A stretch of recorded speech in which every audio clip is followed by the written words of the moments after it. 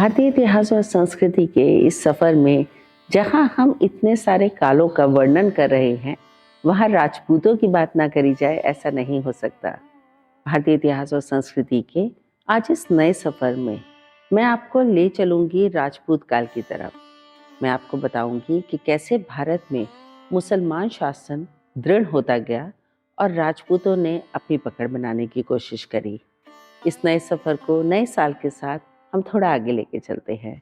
नमस्कार, मैं अदिति त्यागी आपका बहुत स्वागत करती हूँ भारतीय इतिहास और संस्कृति के इस नए सफर में।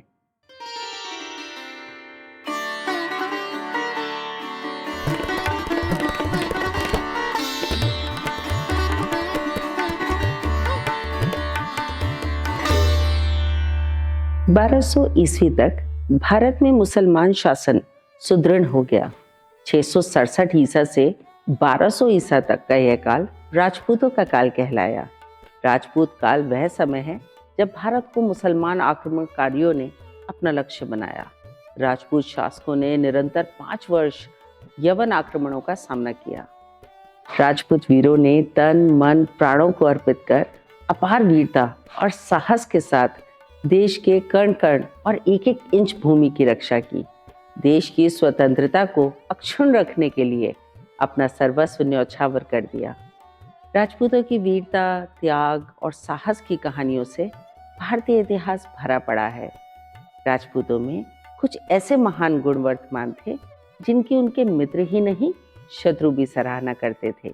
ये अपने वचन के पक्के होते थे और शत्रु के साथ भी विश्वासघात करना अधर्म मानते थे। शत्रु चाहे कितना भी शक्तिशाली क्यों ना हो, वे उसे पीठ दिखाना अपना अपमान मानते थे और हंसते हंसते देश की आन पर प्राणों को न्यौछावर कर देते थे। वीर गति को प्राप्त करना उनका धर्म बन गया था। वे कभी निरस्त्र शत्रु पर वार नहीं करते थे। उनकी वीरता की सराहना विदेशी इतिहासकारों ने मुक्त कंठ से की है।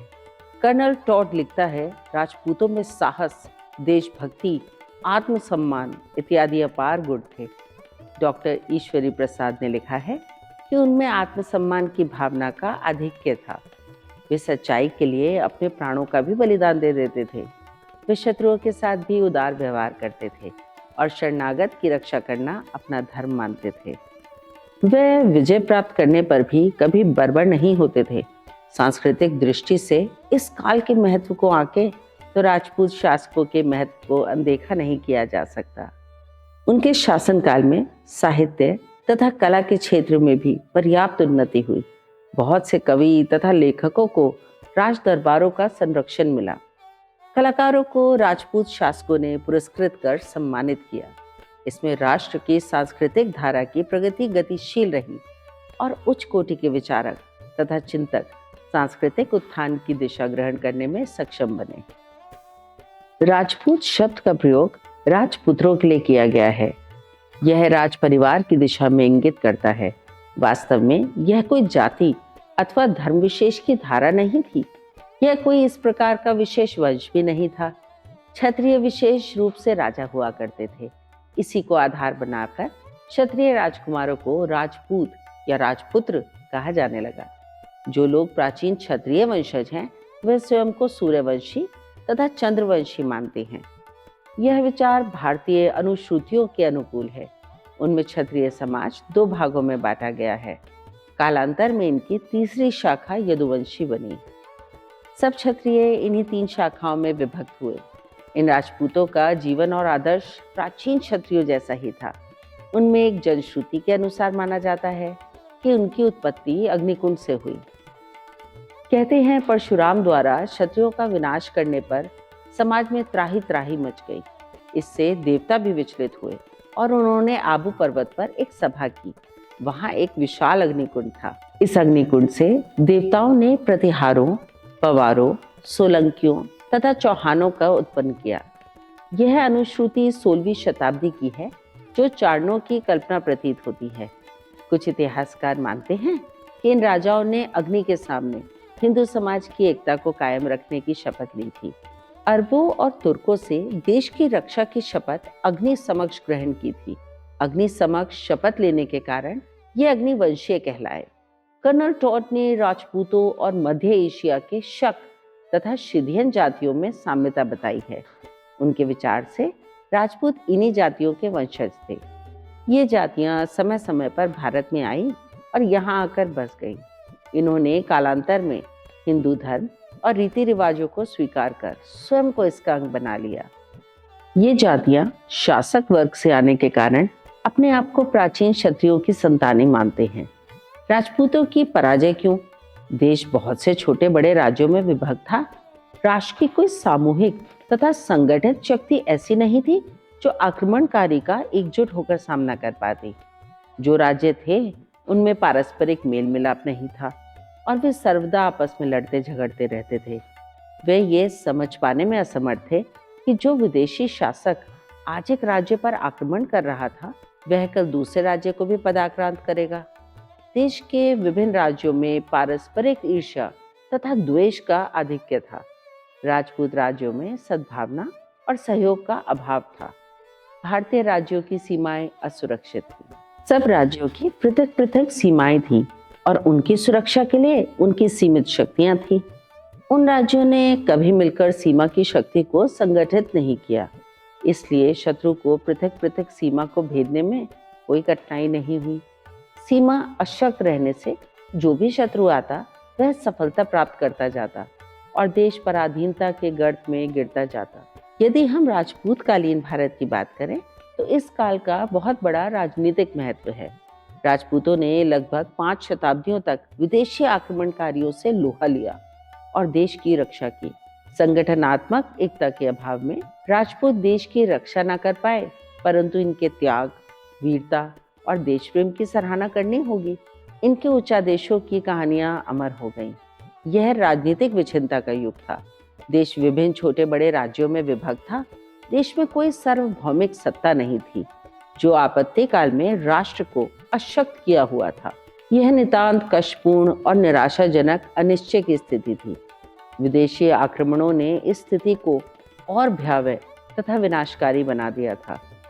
प्राचीन काल से लेकर राजपूत काल तक विदेशी आक्रमण उत्तर पश्चिम की दिशा से ही होते रहे, परंतु शासकों ने उस दिशा को सुरक्षित करने की ओर कभी ध्यान ही नहीं दिया। इस काल में भी सीमांत भारतीय भूभाग असुरक्षित था, इसलिए आक्रमणकारी सीमांत भूभाग को पार कर सीधे देश में प्रवेश कर कोहराम मचाने में सफल बनते गए। यदि हम सामाजिक स्थिति को देखें तो समाज अनेक जातियों तथा उपजातियों में बंट गया था। उसकी सेनाएं केवल ब्राह्मण, क्षत्रिय, वैश्य और शूद्रों तक सीमित नहीं रह गई थी। बहुत सी जातियां उपजातियां बन गई थीं। इन जातियों के नियम नितांत कठोर थे।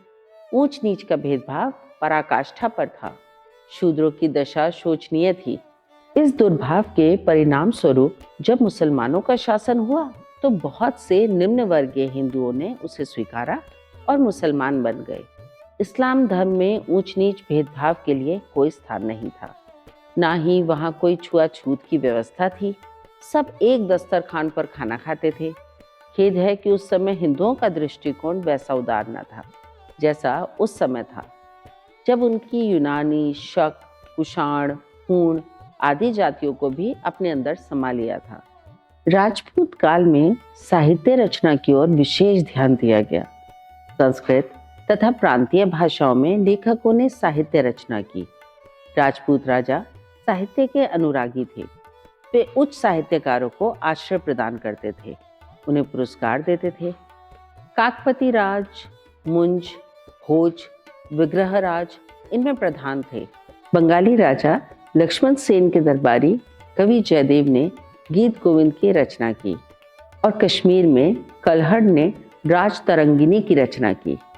चंदर बरदाई पृथ्वीराज चौहान का दरबारी कवि था। राजा महाराजाओं के इस काल में विभिन्न कलाओं का उत्कर्ष हुआ। राजपूत राजाओं ने अनेक दुर्गों तथा भवनों का निर्माण कराया। रणथंबोर, चित्तौड़, ग्वालियर इत्यादि के दुर्ग इस काल में बने। राजपूत राजाओं ने सुंदर भवन बनवाए। ग्वालियर के राजा मान सिंह का राजमहल, जयपुर का हवा महल तथा भवन अलौकिक हैं। इस काल में सुंदर मंदिरों का भी निर्माण हुआ। ऊंचे तथा नुकीले शिखरों वाले मंदिर इस काल की उपज हैं। इनकी सजावट तथा अलंकरण अलौकिक है। इस काल के खजुराहो के मंदिर, भुवनेश्वर का मंदिर, कश्मीर का मार्तंड मंदिर, अजंता की गुहा मंदिर, तंजौर, कांची, मथुरा के मंदिर विशेष प्रसिद्ध हैं।